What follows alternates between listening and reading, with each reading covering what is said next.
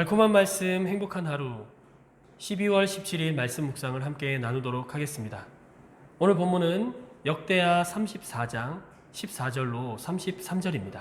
무리가 여호와의 전에 헌금한 돈을 꺼낼 때에 제사장 hil기야가 모세가 전한 여호와의 율법책을 발견하고 hil기야가 서기관 사반에게 말하여 이르되 내가 여호와의 전에서 율법책을 발견하였노라 하고 hil기야가 그 책을 사반에게 주매 사반이 책을 가지고 왕에게 나아가서 복명하여 이르되 왕께서 종들에게 명령하신 것을 종들이 다 준행하였나이다. 또 여호와의 전에서 발견한 돈을 쏟아서 감독자들과 일꾼들에게 주었나이다 하고 서기관 사반이 또 왕에게 아뢰어 이르되 제사장 hil기야가 내게 책을 주더이다 하고 사반이 왕 앞에서 그것을 읽음에 왕이 율법의 말씀을 듣자 곧 자기 옷을 찢더라. 왕이 hil기야와 사반의 아들 아히감과 미가의 아들 압돈과 서기관 사반과 왕의 시종 아사야에게 명령하여 이르되 너희는 가서 나와 및 이스라엘과 유다의 남은 자들을 위하여 이 발견한 책의 말씀에 대하여 여호와께 물으라. 우리 조상들이 여호와의 말씀을 지키지 아니하고 이 책에 기록된 모든 것을 준행하지 아니하였으므로 여호와께서 우리에게 쏟으신 진노가 크도다 하니라. 이에 hil기야와 왕이 보낸 사람들이 여 선지자 훌다에게로 나아가니 그는 하스라의 손자 독핫의 아들로서 예복을 관리하는 살룸의 아내라. 예루살렘 둘째 구역에 살았더라. 그들이 그에게 이 뜻을 전하매 훌다가 그들에게 이르되 이스라엘의 하나님 여호와께서 이같이 말씀하시기를 너희는 너희를 내게 보낸 사람에게 말하라 하시니라. 여호와께서 이같이 말씀하시기를 내가 이곳과 그 주민에게 재앙을 내리되 곧 유다 왕 앞에서 읽은 책에 기록된 모든 저주대로 하리니 이는 이 백성들이 나를 버리고 다른 신들에게 분향하며 그의 손의 모든 행위로 나의 노여움을 샀음이라. 그러므로 나의 노여움을 이곳에 쏟음에 꺼지지 아니하리라 하라 하셨느니라. 너희를 보내어 여호와께 묻게 한 유다 왕에게는 너희가 이렇게 전하라. 이스라엘의 하나님 여호와께서 이같이 말씀하시기를 내가 들은 말을 의논하건대 내가 이곳과 그 주민을 가리켜 말한 것을 네가 듣고 마음이 연약하여 하나님 앞 곧 내 앞에서 겸손하여 옷을 찢고 통곡하였으므로 나도 내 말을 들었노라. 여호와가 말하였느니라. 그러므로 내가 내게 너희 조상들에게 돌아가서 평안히 묘실로 들어가게 하리니 내가 이곳과 그 주민에게 내리는 모든 재앙을 네가 눈으로 보지 못하리라 하셨느니라. 이에 사신들이 왕에게 복명하니라. 왕이 사람을 보내어 유다와 예루살렘의 모든 장로를 불러 모으고 여호와의 전에 올라가매 유다 모든 사람과 예루살렘 주민들과 제사장들과 레위 사람들과 모든 백성이 노소를 막론하고 다 함께 한지라. 왕이 여호와의 전 안에서 발견한 언약책의 모든 말씀을 읽어 무리의 귀에 들려주고 왕이 자기 처소에서 여호와 앞에서 언약을 세우되 마음을 다하고 목숨을 다하여 여호와를 순종하고 그의 계명과 법도와 율례를 지켜 이 책에 기록된 언약의 말씀을 이루리라 하고 예루살렘과 베냐민에 있는 자들이 다 여기에 참여하게 하며 예루살렘 주민이 하나님 곧 그의 조상들의 하나님의 언약을 따르니라. 이와 같이 요시야가 이스라엘 자손에게 속한 모든 땅에서 가증한 것들을 다 제거하여 버리고 이스라엘의 모든 사람으로 그들의 하나님 여호와를 섬기게 하였으므로 요시야가 사는 날에 백성이 그들의 조상들의 하나님 여호와께 복종하고 떠나지 아니하였더라. 아멘. 오늘 본문에서 요시야 왕은 유다를 향한 하나님의 그 단호하신 심판에도 불구하고 백성들을 모아 하나님 앞에 언약을 맺습니다. 그리고 그 언약에 기초하여 개혁을 단행합니다. 성전을 수리하던 중에 율법책이 발견되었습니다.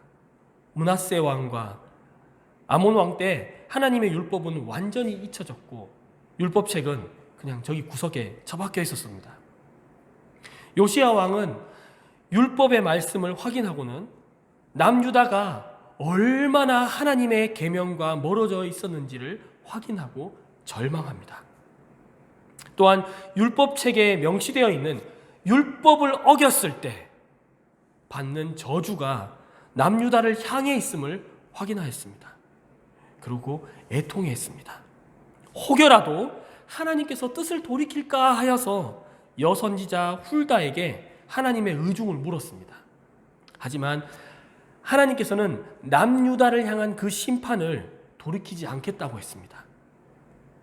다만 하나님의 율법 앞에서 마음을 비우고 겸손하게 엎드린 그 요시야 왕에게는 그 왕 때에는 심판하지 않겠다고 약속하십니다.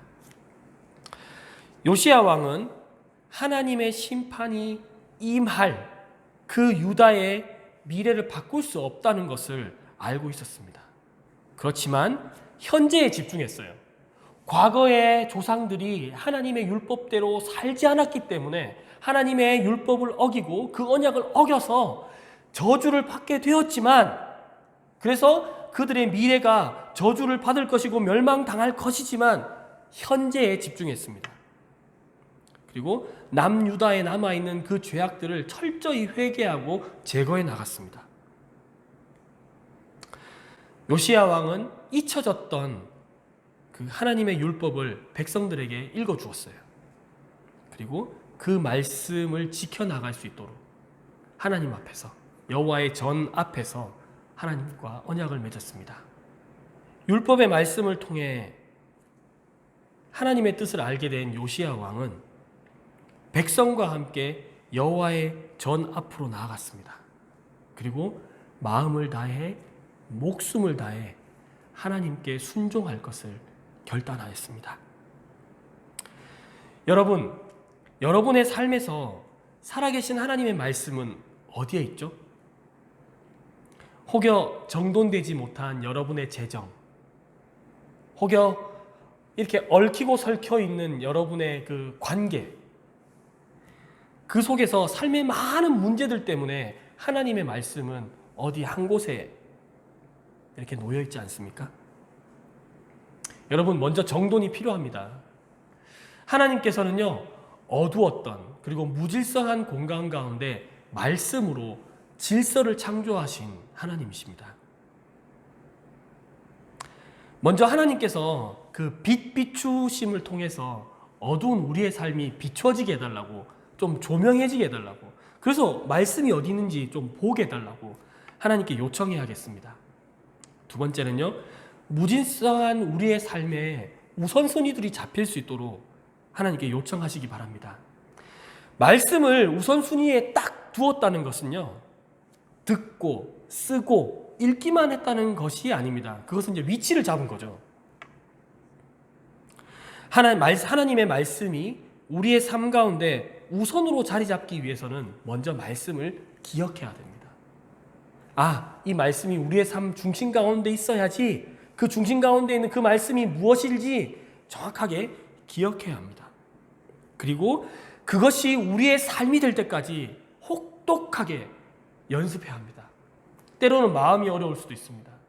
때로는 우리의 삶을 깎아내는 듯한, 우리의 목숨을 바쳐야 하는 듯한 그러한 노력이 필요한, 왜 각고라고 하잖아요. 그러한 노력이 필요할 때도 있습니다. 하지만 하나님께서 원하시는 것은요, 이것을 내 힘과 나의 노력이 아닌 예수님의 권세로, 성령님의 도우심으로 이것을 이루라는 겁니다. 그래서 성령님의 도우심을 요청했으면 좋겠습니다. 하나님, 우리의 삶이 정말 하나님께서 원하시는 삶이 되도록 우리의 삶을 내어드렸으면 좋겠습니다. 요시야 왕과 함께 우리 하나님 앞에 나아가서 겸손히 섭시다. 먼저 회개했으면 좋겠어요.